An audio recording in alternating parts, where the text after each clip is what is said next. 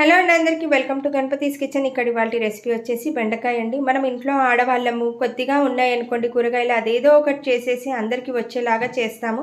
అది మన తీరు కదా. సో ఇక్కడ నేను బెండకాయలు కూడా నాకు అదే పరిస్థితి అండి. కొద్దిగా ఉన్నాయని చెప్పేసి అందరికీ రావాలి కదా కూర. కొంచెం నూనె ఎక్కువగా వేసేసుకొని ఒక 70% దాకా బాగా వేయించేసేసుకొని తీసేసుకున్నానండి. దానిలో కొద్దిగా నూనె కూడా ఎక్కువగా ఉందని ఆ నూనె కూడా కొంచెం తీసేసి ఇంకా కొంచెం దానిలో ఆవాలు, జీలకర్ర, పసుపు, ఇంగు తాలింపు కూడా వేసేసుకొని నేను ఇక్కడ ఒక టమాటా, ఒక ఉల్లిపాయ తరుక్కున్నానండి. అవి 2 వేసేసుకొని హైకి అక్కడే పెట్టి వేయించుకోవాలి. టమాటాకి, ఉల్లిపాయకి కొద్దిగా ఉప్పు పట్టాలి కాబట్టి కొంచెం ఉప్పు వేసాను. ఇంకా హైకి పెట్టి వేయిస్తున్నాను కదండి, తొందరగా వేగిపోయాయి. ఆ వేగిపోయిన దాంట్లో మనం వేయించుకున్న బెండకాయలు కూడా వేసేసి దానిలో ఉప్పు, కారం వేసేయటమేనండి. చూసారు కదా, బెండకాయ ఎక్కడ మనకు చితికినట్టు కనపడదు. కూర రెడీ అయిపోతుంది. ఇంకా దీనిలో మసాలా పొళ్ళు అవి వేసినా బాగుండదండి taste. So please like, share and subscribe.